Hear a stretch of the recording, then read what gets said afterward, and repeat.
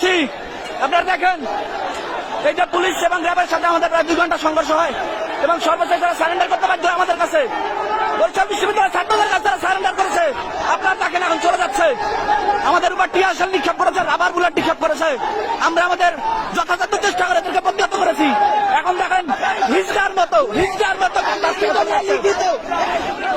লিখিত দিয়ে যাইতে হবে, সারেন্ডার করে লিখিত দিয়ে যাইতে হবে,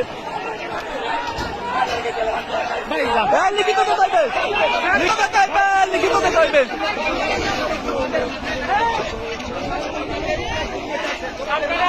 আপনারা দেখেন সাধারণ শিক্ষার্থী এমন ভাবে প্রতিরোধ করেছে, অভিযানদের শক্তি আপনারা দেখে রাখেন, এরা আমাদের কাছে সারেন্ডার করেছে, মাপ চেয়েছে।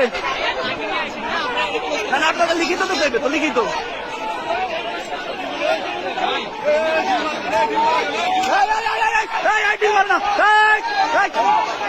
ডিল মারবে না, ডিল না। আপনাদের ফ্যামিলিতে কোটা নাই, অনেকের ফ্যামিলিতে কোটা নাই, অনেকের ফ্যামিলিতে কোটা নাই।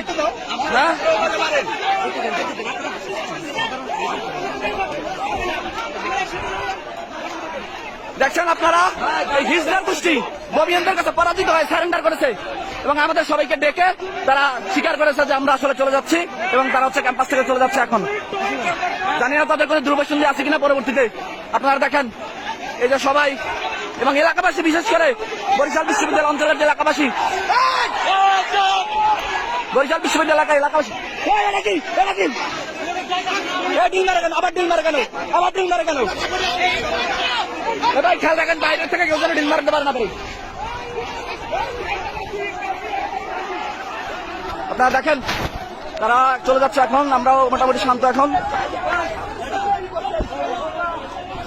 এলাকাবাসী আমাদেরকে যথেষ্ট সহায়তা করেছে। এই বরিশাল দপদপিয়া ইউনিয়নের এলাকাবাসী, বরিশাল বিশ্ববিদ্যালয় আশেপাশের এলাকাবাসী, তারা আমাদের সর্বোত্তম সহযোগিতা করেছে।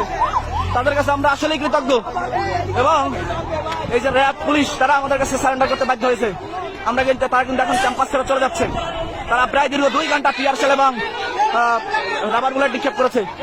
আমরা সবগুলোই তাদেরকে প্রতিহত করেছি। এখন তারা চলে যাচ্ছে।